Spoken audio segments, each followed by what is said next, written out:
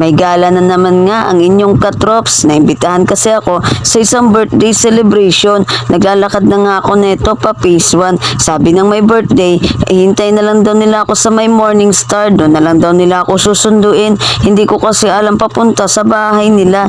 Ito nga't nanghirap pa nga ako ng tsinelas sa kapatid ko. Pagdating ko nga sa phase 1 Super 8, nakita ko nga tong kapatid ng may birthday. May bibilin lang daw sila. Pero hinatid niya muna ako sa bahay nila. Sabi ko, may susundo naman sa akin kaya wag na siya magpagod. Pero for the go talaga siyang hinatid ako. Salamat sa iyo, Grace. Maya-maya pa nakita ko na nga tong si Gagamboy na pamangkin ko. Charot.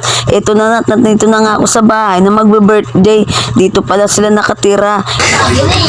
Mga ngapit bahay po. Hindi, nakita ko si sila Grace sa Super 8. Happy birthday, Bax. Wow, ang sexy niya. Sexy yung suso. Siya nga pala si Justin ang nagse-celebrate ng birthday ngayon. At ito na nga't dumiretso na nga ako sa lamesa. Gutom yarn. Charot. Ito nga palang kanyang mga handa. Spaghetti, pansit at meron din ditong sweet and spicy shrimp. Pinapakain nga muna nila ako neto. Kaso sabi ko maya-maya na at medyo busog pa ako. Kasi halos kakain ko lang din bago umalis. Kaya ito bumili muna sila ng soft drinks. Pagdating ko nga dito, inaabutan ko silang nagbibideo okay. Ewan ko natakot ata sila sa akin kaya bigla silang tumigil. Charot! Wala na rin naman akong ginagawa sa bahay sa mga oras na to at tapos na rin ang dapat kong gawin. Kaya naman nung nag-chat at in-invite ako ng my birthday ay for the go na ang inyong katrops. Wala nang pinatumpik pa. Nagpaalam na rin ako ng maayos kila mama at papa na makiki-birthday muna nga ako. Mga bandang alas 5, eto na nga't magtitimpla na nga si Mr. Jean Bilog. O Miss Jean Bilog, may tatalo na ata sa trono mo.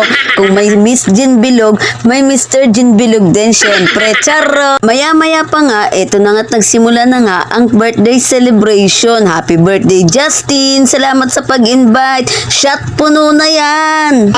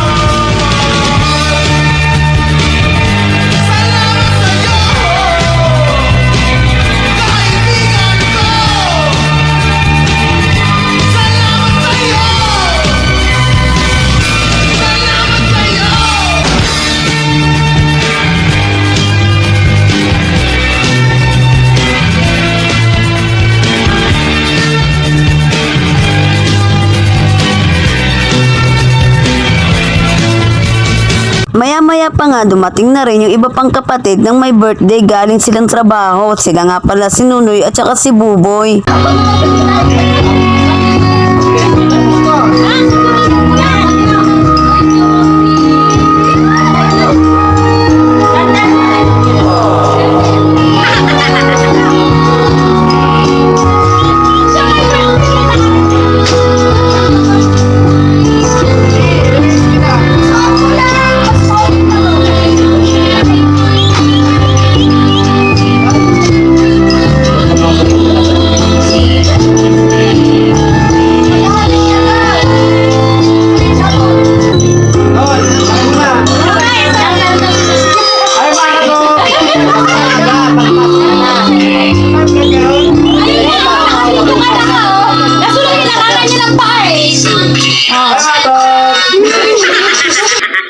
Unti-unti na nga rin dumating ang kanyang mga bisita, kaya continue na nga ang party-party. Yun lamang po mga katrops!